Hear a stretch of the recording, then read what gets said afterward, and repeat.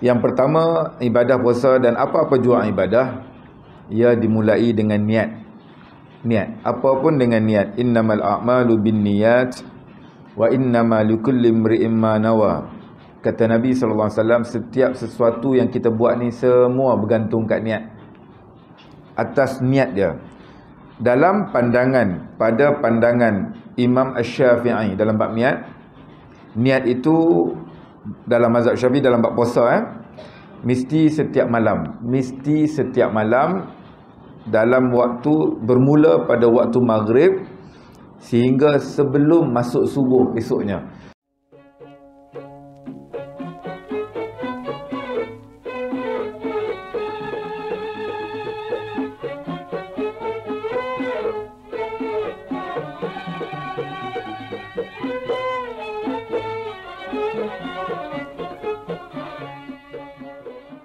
Bismillahirrahmanirrahim.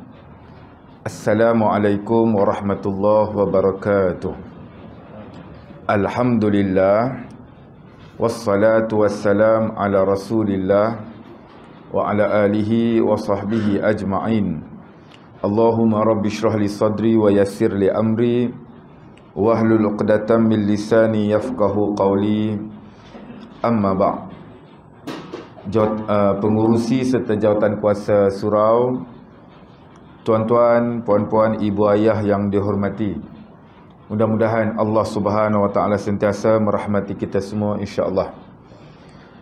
Insya-Allah pada kesempatan malam ni, sementara tunggu masuk waktu Isyak, kita berkongsi beberapa maklumat yang mudah-mudahan ada manfaat untuk kita. Insya-Allah malam ni kita ulang kaji berkenaan dengan fiqhus siyam ataupun fiqh puasa. InsyaAllah jika tiada aral, Allah rezekikan kita insyaAllah bertemu dengan Ramadan yang sekitar 9 hari, 9 ke 10 hari yang akan datang insyaAllah. Semoga Allah rezekikan kita jumpa insyaAllah. Maka kita ulang kaji sedikit semoga kualiti Ramadan lebih baik pada yang sebelum-sebelum ni insyaAllah. Dalam kesempatan inilah sementara tunggu Isyak ni, kita tengok benda-benda yang mungkin kita boleh tambah nilai, tambah baik. Yang pertama, ibadah puasa dan apa-apa jua ibadah, ia dimulai dengan niat. Niat, apapun dengan niat. Innamal a'malu binniyat wa innamal likulli imri'in ma nawa. Kata Nabi SAW, setiap sesuatu yang kita buat ni semua bergantung kat niat. Atas niat dia. Dalam pandangan, pada pandangan Imam Asy-Syafi'i dalam bab niat, niat itu dalam mazhab Syafi'i dalam bab puasa mesti setiap malam. Mesti setiap malam dalam waktu bermula pada waktu maghrib sehingga sebelum masuk subuh esoknya. Maka tempoh itulah untuk berniat. Dalam mazhab Syafi'i wajib niat tiap-tiap malam, kerana kata Imam Asy-Syafi'i, ibadah puasa ni ibadah yang munqati', yang terputus. Terputus tu maksudnya siang kita puasa, malam kita buka, esok puasa balik, lepas tu buka. Jadi maknanya terputus, bukan straight makna kata puasa tu sampai tak buka. Jadi sebabkan macam tu, setiap malam tu kena niat lah, aku puasa esok hari Ramadan kerana Allah. Sekurang-kurang macam tu. Jadi dalam pandangan Imam Syafi'i kena niat tiap-tiap malam. Itu pada pandangan Imam Syafi'i. Dan jumhur ulama Hanafi, Hambali sama macam Imam Syafi'i juga pandangan itu. Cumanya pandangan Imam Malik, mazhab Maliki. Imam Malik ni tok guru Imam Syafi'i. Pandangan Imam Malik dalam bab niat ini, kata Imam Malik memadai boleh niat puasa untuk sekali pada sepanjang Ramadan sebulan, dan malam-malam setiap malam tu sunat saja sebab dia dah niat sebulan Ramadan. Maknanya dalam pandangan Imam Malik boleh niat sebulan Ramadan. Kerana apa pula? Pandangan Imam Malik kata sebab bila menyebut puasa Ramadan, Ramadan itu merujuk kepada nama bulan. Bila sebut Ramadan maknanya bulan Ramadan, bulan. Bila bulan pula, ianya bermakna di dalamnya ada hari-hari, sama ada 29 atau 30. Jadi bila kata puasa Ramadan, mana puasa sebulan tu lah. Jadi pandangan Imam Malik kata boleh niat sebulan terus Ramadan, niat sebulan terus. Sebab ianya ibadah yang nama bulan tu dia merangkum sebulan terus. Kita senang macam ni lah. Kalau orang tanya kita hari ni hari apa, kita jawab hari ni hari Jumaat. Kalau orang tu kita tanya, dia jawab, kita tanya hari ni hari apa, dia kata hari ni hari Syakban. Pelik hang ni. Aku tanya hari, hari Jumaat. Bulan, bulan Syakban. Bila sebut bulan, ada hari-hari dalam dia. Tapi bila sebut hari, hari tertentu je lah. Jadi, bila merujuk kepada nama bulan ni, mana sebulan itu? Dalam kaedahnya, kaedah ni, al-umur idza daqat ittasa'at. Sesuatu ni bila dia tersepit, kaedah kata luahkan. Luah tu bukan pandai-pandai kita luas, kadar yang boleh je. Maka, dalam hal ini, bab niat, ringkas-ringkas ni lah, kita ulang kaji. Dalam bab niat, untuk menyelamatkan keadaan, orang putih kata play safe lah, nak selamatkan keadaan. Pertama, kita dan anak isteri kita peringatlah, masuk je Ramadan ni, satu Ramadan tu, niat siap-siap sebulan Ramadan. Saja aku puasa sebulan Ramadan tahun ni kerana Allah. Okey.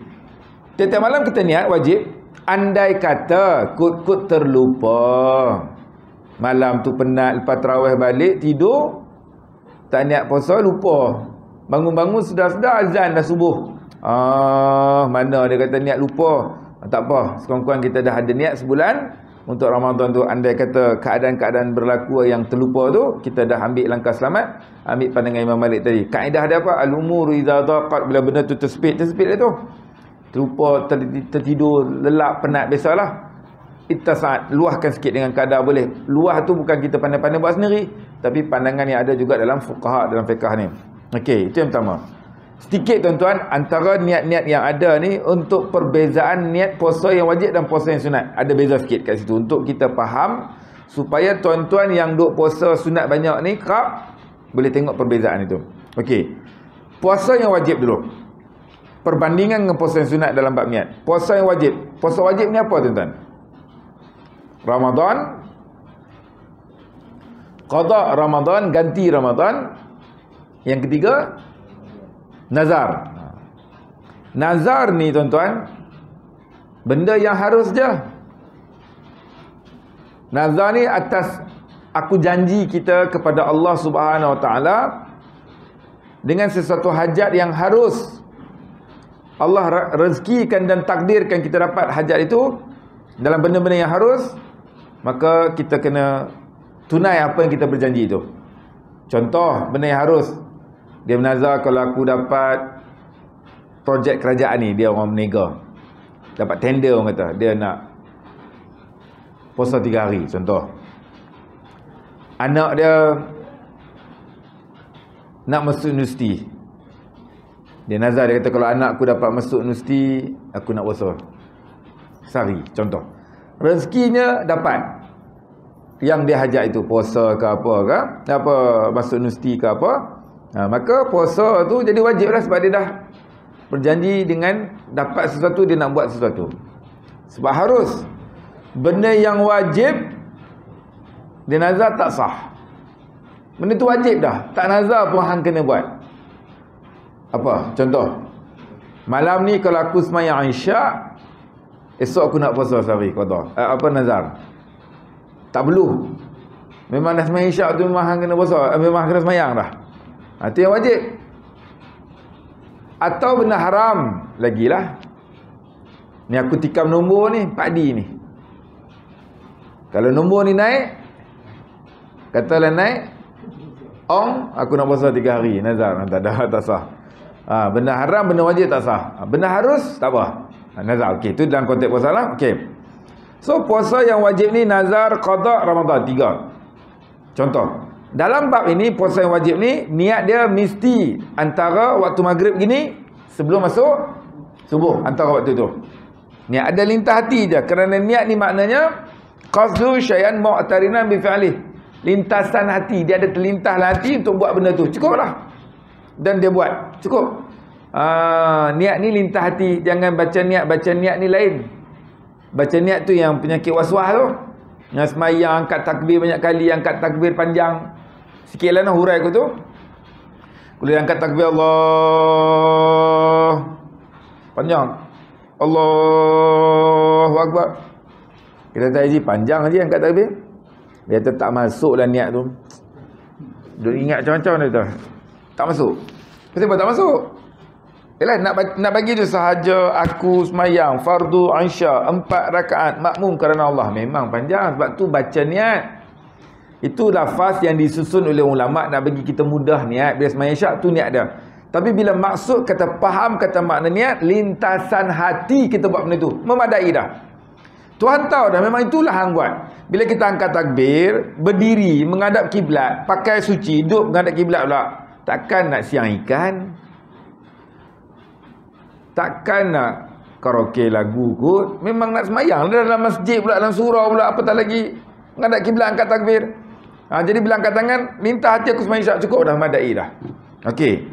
Jadi nak bagi faham kata, kalau kita buat, kita semua ni sentiasa ada lintasan hati. Semua kita ada sentiasa yang ada lintasan hati. Contoh lintas hati lah ni. Malam pergi singgah Tom Yam, jap balik lagi beli Tom Yam jamu anak cucu. Lintas hati, lintas benda terlintas. Adakah bila tuan-tuan terlintas tu, tuan-tuan tengah buat sesuatu, tengah berjalan ke, tiba-tiba terlintas nak pergi Tom Yam, tuan-tuan berhenti tengah jalan. Orang tanya, siapa je berhenti? Tak, nak niat. Sahaja aku beli Tom Yam nak jamu anak bini malam ni. Tak ada orang buat macam tu lah. Itu maknanya hang berhenti tu sebab hang nak baca niat. Tapi kalau niat lintasan hati, apa terlintas ke hati? Maka nak bagi faham kata dalam bab semayang contohnya lah, ini ubat kepada orang yang duk was-was tu. Duk ulang angkat takbir berkali-kali, sedangkan Nabi tak buat macam tu pun. Okey, dalam bab semayang. Dalam bab puasa, antara maghrib sampai ke subuh, sebelum subuh esok, antara waktu tu terlintas hati memadai dah. Tengah semayang pun ulama kata sah. Tengah semayang Isyak, tengah semayang tarawih, terlintas hati nak puasa esok Ramadan. Cukup. Jadi itu dalam konteks memahamkan niat. Okey. Puasa sunat, dia boleh niat selagi mana belum gelincir matahari. Gelincir matahari ni maknanya zuhur. Zuhur tu gelincir. Kenapa dia katakan gelincir matahari? Sebab tuan-tuan kalau duduk tengah hari pukul 12.30, pukul 1 lebih, tuan-tuan duduk tengah panas tu. Objek yang ada tengah panas tu, kalau tuan-tuan tengok, contohnya tiang bendera lah, apa-apalah, pokok sekalipun. Kalau tuan-tuan perasan pukul 12 lebih, kat pukul 1 lebih tu, pokok ke tiang ke apa ni, dia tak nampak bayang. Matahari straight atas kepala. Bila gelincir, maknanya dah zuhur. Mana arah barat ni dah ada bayang objek tu. Kalau tiang bendera dah nampak bayang dah. Itu tanda zuhur. Nampak, dah nampak bayang dah tu. Tanda ke arah barat dah nampak bayang. Matahari nak terbenam, ke arah nak terbenam. Kalau bayang tu sama panjang, bayang ni tiang bendera, bayang sama panjang, itu asar. Maghrib, matahari terbenam, huruf tu benam. Isyak, habis dia terbenam.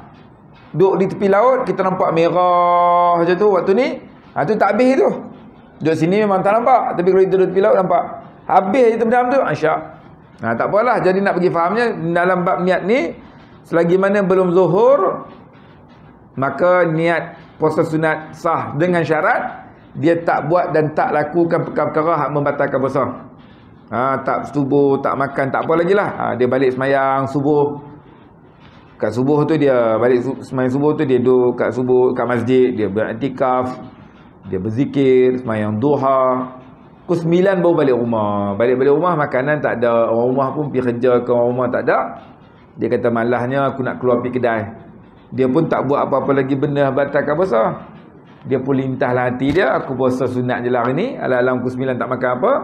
Sah, sebab puasa sunat boleh selagi mana belum zuhur, dengan syarat tak melakukan apa-apa. Beza dengan wajib tadi lah. Niat apa? Puasa sunat ni, puasa Isnin, puasa Khamis, puasa hari Arafah, tu contohlah. Okey. Yang kedua, puasa yang wajib tidak boleh diniat ke atas satu hari dengan dua niat. Dua niat wajib. Puasa yang wajib, dua kewajipan puasa dihimpun atas satu hari, tak sah. Aku puasa esok hari fardu Ramadan kerana Allah beserta dengan qada Ramadan atau lepas tak ganti tu. Tak sah. Sebab wajib himpun atas hari, tidak boleh. Ataupun dalam benda-benda sunat, sah. Sunat sah pula. Himpun atas hari, atas dua niat. Saja aku puasa hari apa? Puasa hari Arafah. Hari Arafah ni berapa bulan tuan-tuan? 9 Zulhijjah. Sehari sebelum raya haji, orang duk wukuf di Arafah. Kita yang duk di tanah air ni sunat puasa hari Arafah, keampunan setahun. Nabi SAW kata, rebutlah. Kebetulan hari Arafah tu jatuh hari Isnin atau hari Khamis. Maka dia pun niat, saja aku puasa hari Arafah esok berserta dengan sunat Khamis. Tak apa? Sunat. Dan sebahagian pandangan dalam mazhab Syafi'i, sah juga puasa yang wajib seperti qada, digantikan qada tu berserta atas niat sunat. Boleh. Qada Ramadan, orang perempuan period bulan Ramadan dia tak puasa penuh, so masuk Syawal dia gantilah berserta dengan niat puasa Syawal. Syawal nanti sunat puasa 6 hari, kasiyamid dahri, nak dapat puasa setahun tu pahala, maka Syawal tu ambil 6 hari, maka dia qada Ramadan berserta dengan, dalam tu ada sunat Syawal, boleh sebab dia qada tu dalam bulan Syawal. Para ulama sebut, fuqaha sebut afdalnya asing. Puasa qada lah, pesanan lah. Tapi kalau kesempatan tu tak ada, sakit itu sebagainya, mandai dengan boleh niat atas dua keadaan tu. Puasa wajib qada berserta kerana tu dalam bulan Syawal untuk dia dapat sunat Syawal. Okey.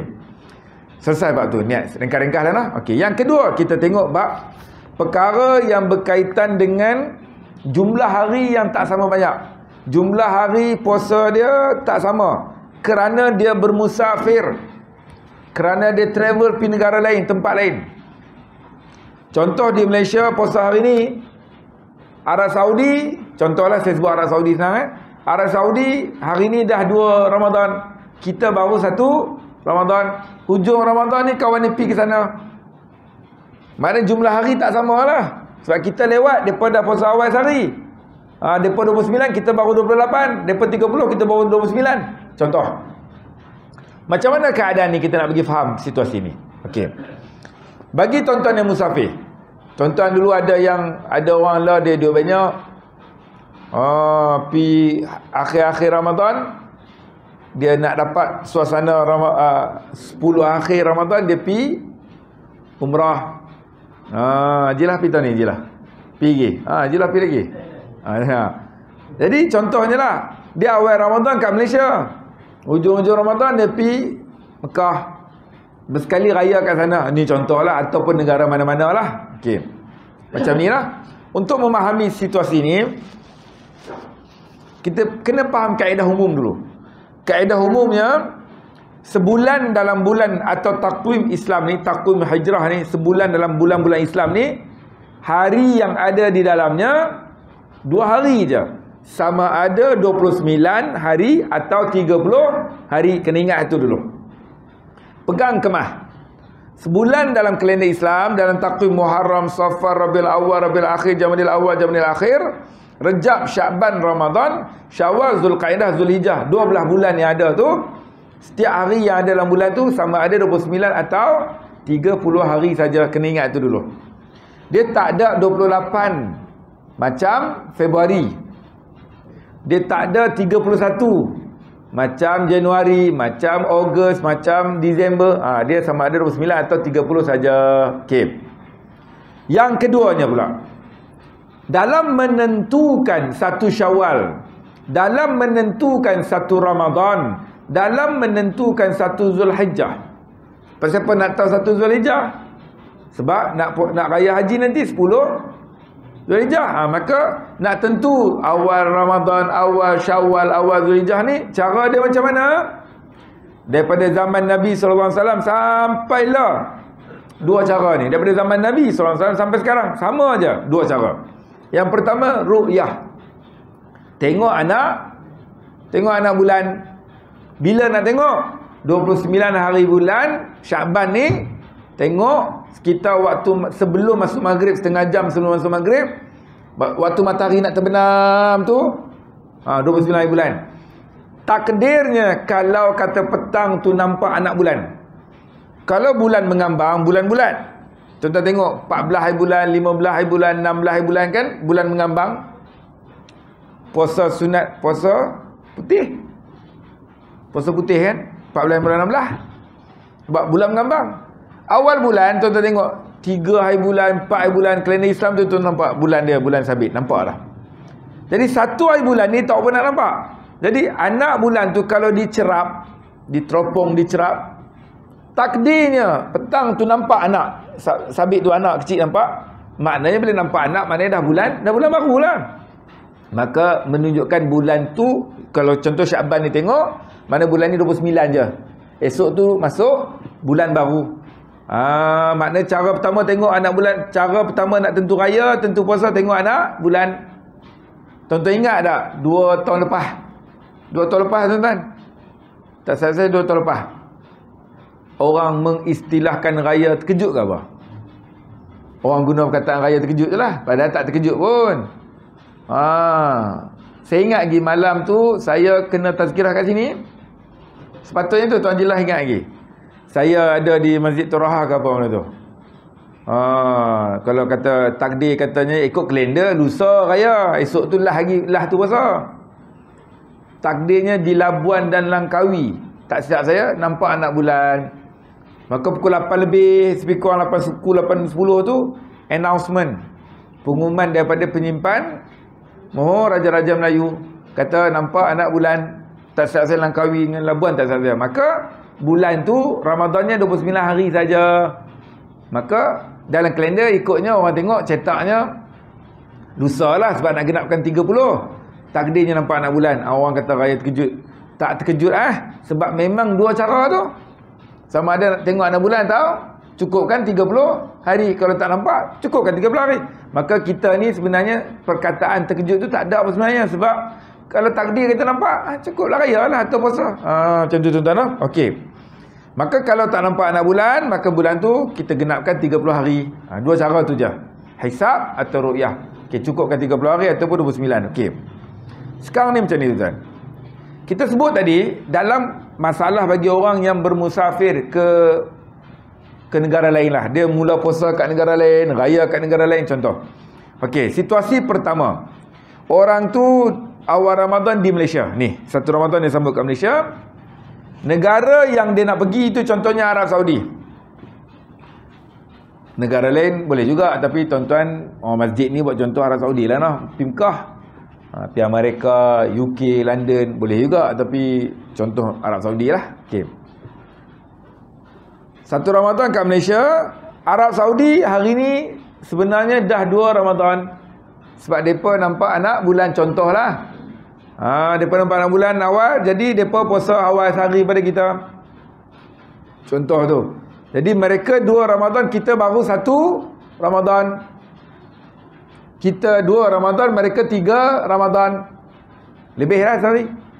Hujung Ramadan, orang kita ni pergi sana, pergi negara dia. Orang Malaysia ni puasa baru 28 hari. Contoh, orang Arab Saudi dah 29 lah. Dia lebih sehari. Contoh, takdirnya Arab Saudi nampak anak bulan untuk raya pula. Bila dia nampak anak bulan, mana puasa dia berapa hari? 29 je. Dia pun selesai lah. Dia pun cukup dah. Yang orang Malaysia ni terpinga-pinga. Dia kata, aku kira-kira balik, aku baru puasa 28 hari. Kawan-kawan kat Malaysia pun duk puasa. Tapi kerana dia dah pergi negara tu, tempat tu, daripada umum esok raya, sedangkan esok dia baru hari ke-29. Tapi orang kat sana dah raya dah. Mereka tak boleh raya sebab mereka dah cukup syarat. Apa orang tu nak buat? Orang Malaysia tu nak buat apa? Kan? Dia nak buat apa? 2 benda. Apa dia kena buat? 2 benda. 1, kena raya. Kena raya. Jangan dia buat lebay nak puasa menyandar kat Kaabah. Contohlah kalau di Mekah. Sebab apa? Sebab tempat tu beraya. Tuan-tuan pergi Mekah. Jarak Malaysia dengan Mekah 8 jam lebih kurang. 8 jam. Kita kat sini pukul 8, depa baru pukul 1. Depa baru nak masuk Jumaat. Kan? Lebih kurang duk sibuk nak Jumaat ni. Tuan-tuan pergi sana, tuan-tuan tengok jam Malaysia. Oh, jam Malaysia pukul 8 dah ni. Kita tuan-tuan tak tukar jam tu. Nak sampai maghrib orang kata maghrib Siang negara aku maghrib waktu ni. Kata bengong marah. Tapi tak boleh lah kerana tempat tu. Kita kena ikut tempat tu lah. Jadi dalam hal ni, dalam konteks ni dia beraya. Raya. Dia kena raya juga. Dan yang kedua dia kena apa? Dia kena qada. Dia kena ganti sehari lagi. Sehari je. Mana-mana hari lepas tu, dia qada sehari kerana dia belum cukup 20. Dia belum cukup lagi 29 tu. Tak apa, dia bukan berdosa, bukan kerana dia nak tinggal, tapi kerana uruf dan tempat dia tu dah raya, kerana dia musafir. Selesai. Situasi kedua pula, terbalikkan pula. Tuan-tuan faham tak ni saya cakap ni? Faham dah? Macam marah saya kat belakang. Okey nah. Okey. Yang kedua macam ni pula. Dia benda ni dia bukan dengar, dia kena mikir juga. Sebab benda ni kena bayang. Tuan-tuan bayang, tuan-tuan pergi Mekah, tuan-tuan bayang jumlah hari kurang baru nak boleh nampak sikit. Situasi kedua ni terbalik pula. Terbalik macam mana? Malaysia nampak anak bulan, Arab Saudi tak nampak anak bulan. Jarang jadi macam ni, jarang lah. Tapi contoh je lah. Kita nampak anak bulan, kita puasa awal sehari lah. Kita dah 1 Ramadan, Arab Saudi belum. Kita 2 Ramadan, Arab Saudi baru 1 Ramadan. Ni contoh jalan lah. Contoh pergi negara lain pun macam ni lah, nak bagi faham tu. Kita 3 Ramadan, negara tu baru 2 Ramadan. Kita 4 Ramadan, mereka baru 3. Okey. Hujung Ramadan, kita pergi negara tu, Arab Saudi ke mana-mana negara lah. Kita puasanya 29 hari, mereka 28. Kita 30, mereka 29. Negara tu 29 bulan baru cerap anak bulan kan? 29 bulan cerap anak bulan. Cerap-cerap tak nampak. Bila tak nampak, mereka kena genapkan berapa hari? Kena genapkan 30 Depa genaplah 30. Kita ni dia kira-kira balik aku dah cukup 30. Di Malaysia esok raya. Orang duk lemang ketupat. Duk ni nak seronok ayah. Tapi negara yang dia pergi tu belum lagi. Sebab esok baru hari ke-30, dia ni akan jadi 30. Satu dia sudah. Macam mana pula? Macam mana tuan-tuan? Yang ni satu je. Yang tadi jawapan dia 2. Yang ni satu je. Jawapannya imsak. Alif mim sin alif kaf, imsak. Apa dia imsak ni? Tahan diri. Tahan diri. Raya? Tak boleh raya sebab tempat tu tak raya. Mana boleh? Puasa? Mana ada puasa 31? Puasa 30 ya. Habis tu macam mana? Tahan diri. Beraya pun tak, puasa pun tak. Habis tu tak makan. Makan tapi macam perempuan period tu lah. Orang dah ternusut, senyap makan sikit. Kadang-kadang untuk boleh alah perut je lah, tapi bukan beraya-raya ikan bakar, ketupat, lemang depan orang ramai, tu cicah serunding. Taklah. Sebab hari tu hari yang kena tahan diri. Sebab tempat tu duk puasa lagi. So jawapan dia imsak.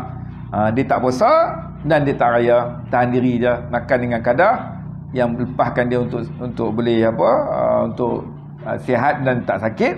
Sebab dia tak puasa itu dan dia tak perlu nak tak ada istilah ganti apa-apa lah, sebab dia lebih dah tu, dia cukup 30. Okey, itu dalam jumlah puasa yang tak sama jumlahnya dengan tempat dia mula dengan tempat akhir dia. Tapi sifir congak formula dia ingat. Puasa ni sama ada 29 hari atau 30. Ingat hak tu, terbanglah pergi mana pun tuan-tuan, ingat kaedah tu tak masalah dah. Yang penting jumlah hari tu cukup antara 29 atau 30. Okey. Boleh tuan-tuan nak ulang kaji lah. Tuan-tuan semua pandai ni, cuma ulang kaji setahun sekali puasa kan. Puasa wajib lah. Okey. Yang berikutnya, ni kritikal sikit. Banyak buat puasa ni, tapi yang mana sempat lah noh. Fidyah. Fidyah ni waktu ni kritikal. Pasal apa kritikal? Sebab puasa tinggal 9 ke 10 hari je lagi.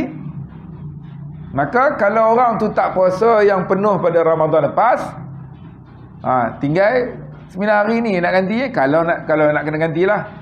Yang ni yang boleh ganti waktu lepas nisfu Syaban. Kalau puasa-puasa sunat saya saja makruh dah. Tak apa, okey, tu bab lain. Okey lah, kita fokus bab ni. Fidyah ni apa dulu? Nak pergi faham fidyah tu dulu. Pertama, kita ulang kajilah tuan-tuan, mungkin di kalangan keluarga kita yang dia masuk dalam kategori ni. Pertama, Allah sebut dalam Al-Quran surah Al-Baqarah, dua golongan, dua puak, dua tim ni Allah bagi rukhsah, keistimewaan, maridan au ala safarin, orang yang sakit, dan maridan au ala, atau orang yang au ala safarin, atau orang yang travel, orang yang musafir. Dua ni memang Allah bagi, Allah Subhanahu Wa Taala bagi kelonggaran untuk dia berbuka puasa, dia tak berpuasa. Allah bagi. Dengan syarat dia kena ganti balik berapa hari yang dia tak puasa tu. Allah bagi jalan tu dalam Quran surah Baqarah. Orang yang musafir, orang yang travel, dia mungkin insya-Allah dia ada banyak ruang dia nak ganti balik. Lepas dia musafir, dia travel balik ke kampung halaman, banyak hari, 300 hari lebih lagi dia boleh pilih nak ganti. Dia tak masalah. Tapi orang yang sakit, kumpulan yang kedua tadi Allah kata sakit kan? Orang yang sakit ni dia subjektif. Sebab sakit ni dia bukan tentu duduk di mana. Atas sakit dia lah. Selagi mana tak sembuh, tak recover, maka dia menanggung sakit tu. Okey. Dalam perbahasan bab sakit ini begini. Allah berfirman, Allah kata fasalu ahla dzikri in kuntum la ta'lamun. Kalau kamu tak tahu satu benda, kamu tak mahir satu benda, kamu tak pandai satu benda, kamu kena tanya orang yang berkeahlian dalam bidangnya.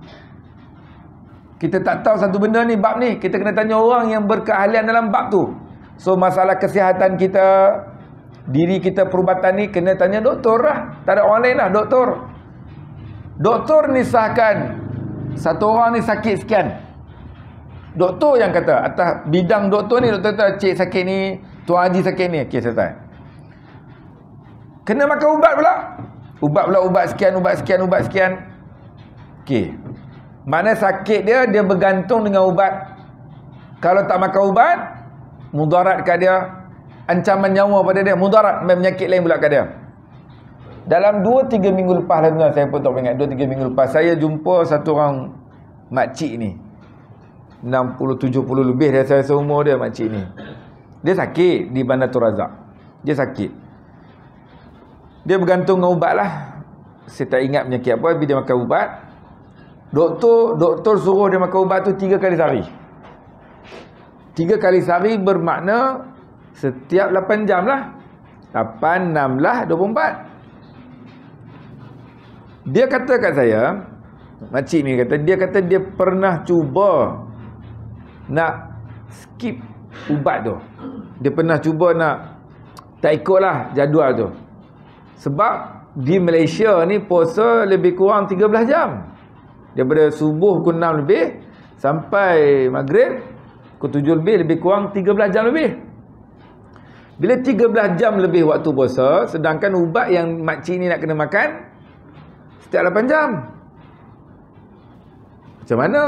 Dia pun pernah cubalah, dia kata dia try skip, tak ikut. Dia kata bila dia skip, dia jadi sakit ni, ulu hati ni. Jadi mudarat lain lah, salah pula lain. Hai lelok boleh makan, jadi tak boleh makan, jadi masalah. Dalam hal ni, dalam fiqh mu'asirah, fiqh terkini, para ulama berpandangan orang begini haram dah puasa. Pasal apa haram pula puasa? Sebab puasa tu Allah bagi jalan keluar, tak payah puasa kalau sakit. Dan sakit ni pula kalau dia tak boleh nak ganti selepas habis Ramadan tu, dia tak boleh nak ganti kerana sakit tu masih dia menanggung sakit. Allah kata wa fidyatun ta'amul miskin. Dia ada jalan keluar bagi fidyah. Nyawa ni tak ada galang ganti. Maka saya syariahkan salah satunya, apa tujuan agama ni, salah satunya jaga nyawa. Jadi puasa tadi, kalau hang puasa ubat tak makan, mudarat ke hang, penyakit lagi banyak, lagi banyak mudarat. Maka tak payah puasa, tapi ganti dengan fidyah. Nah, jangan duk buat lebay, jangan duk nak juga puasa. Salah tu, ulama kata haram. Sebab hang tengah sakit, mudarat ke hang lagi pula. Sebab puasa yang hang tak boleh nak puasa tu Allah bagi Dan Allah bagi jalan keluar juga dengan bayar fidyah. Okey. So orang yang sakit, yang tiada harapan sembuh, yang ia bergantung ubat antaranya. Jadi benda ni bukan pandai-pandai dia, doktor yang sahkan, kerana dia sakit dan sekian-sekian dan dia makan ubat. Okey. Jadi dalam hal ni Ramadan yang lepas, Ramadan yang lalu, orang tu tak dapat puasa dengan penuh lah, sebab dia sakit. Contohnya memang 30 hari dia tak puasa sebab dia sakit, dia kena makan ubat atau sebagainya. Bila habis Ramadan, situasi pertama, kalau dia sembuh sakit tu, dia lega, orang kata recover dah, tak apa, kena ganti. Carilah mana-mana hari yang kena ganti sebab anda sihat. Azan tu keterus. Terus dia. Okey. Mana bila kata kamu sihat, lepas ni Ramadan ni sakit, ada benda-benda yang dia sakit, Ramadan lepas dia sakit, dia tak dapat berpuasa. Setelah Ramadan yang lalu, takdirnya sembuh. Bila sembuh, dia kena qada. Dia kena gantilah sebab dia dah sihat dah. Tapi kalau dia tak sembuh,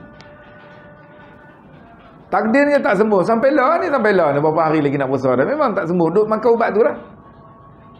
Adat ni pula 10 hari lagi, doktor boleh appointment pun lepas raya, nak tunggu doktor cek darah apa semua. Maka orang ni memang dia tak boleh nak puasa kerana keuzuran dia, maka dia kena fidyah. Okey. Itu situasi pertama, fidyah, kerana tak darat nak puasa, sakit dia, uzur dia. Okey. Bila orang macam ni, fidyah dia nak buat apa? Okey. Kata kalau dalam merujuk pada fiqh, makanan ruji setempat. Orang tempat tu makan apa? Ruji dia, makanan asasi dia. Spaghetti. Bagi mi spaghetti ya. Belah Itali mana hala. Kita nasi lemak depa spaghetti, pizza dah tempat dia. Roti Arab gandum lah. Maka kita nasi beras lah. Beras. Maka di dalam fidyah ini, satu hari yang dia tak dapat berpuasa, satu fidyah. Kalau 2 hari, 2 fidyah. Maka 30 hari contohnya, 30 fidyah dia kena bayarlah fidyah tu. Satu hari dia tak dapat berpuasa kerana sakit dia tadi, maka dia kena ganti, kena bayar dengan fidyah. Satu hari itu dikira dengan satu mud berah. Kiraan Arab disebut mud lah. Mud ini bersamaan berapa? Mud, satu mud ni makna satu hari dia tak puasa, kena bayar fidyah sehari. Fidyah tu merujuk kepada bagi makan kepada bagi makanan asasi, makanan ruji setempat. Satu mud ini bersamaan dengan 566 gram. 566 bunda je 567 lah. 567 gram berah itu dengan kiraan makanan tu, kalau bagi orang makan kenyang. Dengan kadar 566 gram. 566 atau 567 gram beras. Okey. Maka amount itu boleh diganti dengan harga nilai beras tu. Harga nilai. Jadi harga nilai setempat ini ditentu oleh pihak berkuasa lah. Harga beras kita tak tahulah. Jadi saya semalam lah, hari ni saya tak pasti. Saya dipahamkan kalau di Selangor semalam belum ada lagi jumlah zakat fitrah yang RM7, 14, 21 tu di sini dah ada lah. Dah confirm lah. RM7 tak tahu lagi. Belum ada apa-apa pengumuman lagi. Bertunggu satu Ramadan baru tahu. Sebab apa? Saya pun tak pastilah. Memang kalau di Selangor tak ada semalam lah. Kalau hari ni dah ada, tapi semalam saya tanya Amir, tak ada lagi. Jadi sebab dia harga fidyah ke, zakat fitrah ke, dia berkait dengan beras. Beras lah makanan ruji kita, beras. Bila beras ni dia berkait dengan harga lah, harga semasa, harga pasaran lah. Bila harga pasaran kita beras pun tak benar menentu lah sehari dua ni. Beras import tak import semua, beras madani apa semua kan, macam-macam beras ada yang nak kan tergantung lagi. Kita pun tak tahu harga, saya pun tak pernah faham sangat beras pasaran apa orang yang beras import ada, beras pasaran, beras tempatan tak ada. Jadi sebab beras tempatan murah, beras import mahal, maka beras banyak tu di pasaran import. Jadi wallahualam lah. Jadi kalau kata tak tahu lagi kenapa, sebab dia berkait dengan harga beras, wallahualam itu. Tapi kalau merujuk yang lama-lama, yang ni ini kena hati-hati tu tuan. Kena hati-hati sebab apa? Sebab kita nak pastikan fidyah kita tu sah. Dah lah tak puasa, betul lah sebab hang sakit, maka nak ganti dengan fidyah. Fidyah tu jangan main sembrono je. Okey. Maka kita dah kira orang tua kita 30 hari tak puasa sebab dia uzur.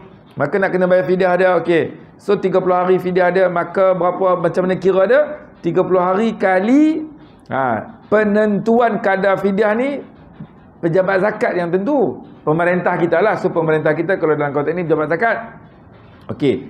Kalau tahun-tahun lalu, tahun-tahun lepas lah ni, tahun-tahun yang lalu, RM4 contoh. Contoh sajalah, RM4. Maka RM4 satu fidyah, satu cupak beras bersama 567 gram tu, kali 30 hari dia tak puasa. Maka totalnya RM120. So fidyah satu orang ni, yang ayah atau mak atau keluarga dia tak puasa 30 hari Ramadan lepas, maka fidyah dia keseluruhan dia RM20. RM120. Macam mana boleh dapat RM120 tu? Sebab dia tak puasa 30 hari Ramadan lepas. Satu hari fidyah kiraan dia RM4. Ni kiraan lama, contoh je lah, RM120.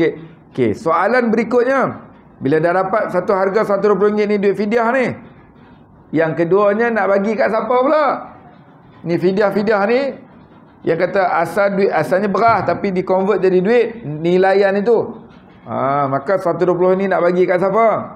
Allah bagi tahu dah, wa fidyatun ta'amul miskin. Bagi kat orang miskin. Jangan kata asnaf, salah. Asnaf dalam konteks zakat, asnaf ada 8 tuan-tuan. Fakir, miskin, fisabilillah, ibnu sabil, amil, 7, 8 semua. Tapi fidyah siapa aja boleh terima? Seorang aja, fakir miskin. Fakir miskin, orang susah. So RM120 tadi kita dah tahu nak kena bagi kat fakir miskin, orang susah. Mu'allaf tak boleh, fisabilillah tak boleh sebab tak ada dalam senarai. Allah kata orang miskin, orang susah. Okey, kita pun kata, ish, kawan-kawan saya semua orang kaya Saya tak kawan orang susah ni, orang Kerinci ni semua orang kaya, rumah banyak, perniagaan macam-macam. Kita tuan-tuan, sedar tu tak, kita tak ada kalkulator nak kira orang tu miskin kaya. Kita tak ada kalkulator tu. Bukan kerja kita. Oh, dia naik motor buruk, baju compang-camping, orang miskin. Baik motor buruk, rumah sewa banyak kampang tu. Contoh. Tak kena-mengena je lah, contoh lah. Contoh. Ada orang menyemat pakai smart, necktie pakai, dalam bank tak ada apa. Lari. Bank tu telefon suruh bayar hutang. Tak, maknanya nak ukur ni bukan dengan pakaian, bukan dengan, sebab kita tak tahu. Kalkulator tu tak ada kat kita nak ukur orang kaya miskin. Maka ukuran tu ada dekat pejabat zakat, JKM, antara Jabatan Kebajikan. Jadi kita ni, sebab apa saya sebut detail ni, sebab RM120 ni duit fidyah mak ayah aku ni, dia tak puasa ni. Aku tak boleh main bagi sesuka hati sebab nak bagi sah fidyah ni. Maka sebab tu kita, orang kata orang dah terpeda, dia berhati-hati. Sebab Allah spesifikkan fidyah ni sah bagi kau miskin je. Maka kita macam mana nak cari miskin? Orang kaya belakang, sekeliling aku semua orang kaya. Satu, kalau payah sangat, pergi pejabat zakat bagi kat mereka. Mereka memang kerja lagi kat orang susah. Yang kedua, kita terjauh lah nak pergi pejabat zakat. Tak ada ke orang sekitar sini yang memang betul-betul susah? Satu, kalau nak kenal susah macam mana? Dia itu memang penerima bantuan zakat. Kita tahu, dia ni memang asnaf. Pejabat zakat duk tolong dia, pejabat zakat duk tolong asnaf. Mana dah diiktiraf kata dia orang miskin. Siapa yang iktiraf dia? Pejabat zakat lah, sebab dia asnaf tu, layak dia beri bantuan tu. Bukan aku kata, pejabat zakat kata miskin sebab dia dapat bantuan. Kita tanya ni, fidyah ayah saya, fidyah mak saya, fidyah isteri saya, RM120 ni. Ataupun JKM, dia penerima bantuan JKM, memang JKM tolong dia sebab lah kadar kiraan tu dia miskin atau orang susah. Tak apa, kita serah sebab kita yakin kalkulator kiraan JKM dengan pejabat zakat ni memang mengukur orang setempat tu kira susah dia dengan mereka ni. Okey, soalan yang terakhir, tuan-tuan pun nak semayang lah tu. Yang terakhir, 120 tadi tu contoh lah, saya buat contoh saja lah. 120 tadi kerana 30 hari tak puasa, kali RM4. Boleh tak nak bagi dekat beberapa orang? Dia kata, saya kira-kira boleh ada 5 orang yang kawan saya tak kaya, miskin lah, penerima zakat ni. Boleh? 120 tadi bahagilah 5, berapa ringgit seorang dapat? Tak apa, sah. Yang tak boleh macam mana? Okey, dia berapa hari tadi dia tinggal puasa? 30 hari dia tinggal. Maka maksimum orang yang dia boleh bagi zakat, boleh bagi fidyah hanya 30 orang. Satu hari dikira seorang je. RM4, itu minimum. Itu paling kecil. Lebih tak apa, itu paling kecil. Tapi kalau RM4 tu dipecah lagi kecil pula. Dah lah RM4 seorang ni. Haji kongsi lah ngaji ni pula RM2. Memang tak sah. Tak sah. Walaupun bagi kat fakir miskin. Sebab fidyah sekurang-kurangnya RM4, RM2 nak beli apa? Rokok dan nihil tak lepas. Bukan suruh beli rokok, tapi duitnya, poin dia adalah makan nasi tu dengan RM2 tu. Tak, kiraan tu RM4 sekurang-kurangnya. Okey lah. Saya rasa cukup sekali tu dah. Saya minta maaf tuan-tuan lah kalau terlebih masa dan sebagainya. Mudah-mudahan sedikit ulang kaji ni ada manfaat, ada kebaikan untuk kita semua insya-Allah. Walaupun banyak lagi, tapi yang mana sempat lah untuk kita ambil kesempatan sementara sebelum kita nak sembahyang ni. Subhanakallahumma wa bihamdik asyhadu an la ilaha illa anta astaghfiruka wa atubu ilaik. Bismillahirrahmanirrahim. Alhamdulillahirabbil alamin wassalatu wassalamu ala Rasulillah wa ala alihi wa sahbihi ajmain. Ya Allah, ampunkanlah dosa kami, dosa ibu bapa kami, dosa seluruh kaum muslimin muslimat yang masih hidup ataupun yang telah pergi meninggalkan kami. Ya Allah, kurnialah kepada kami kefahaman agama yang baik. Kurnialah kepada kami kepandaian untuk kami mengetahui ilmu-Mu. Tunjukkanlah kami jalan yang lurus. Rabbana atina fid dunya hasanah wa fil akhirati hasanah wa qina azabannar. Wa sallallahu ala sayyidina Muhammadin nabiyil ummi wa ala alihi wa sahbihi wa baraka sallam. Walhamdulillahirabbil alamin. Taqabbalallahu minkum. Assalamualaikum warahmatullahi wabarakatuh. Tubna ila Allah wa raja'na ila Allah wa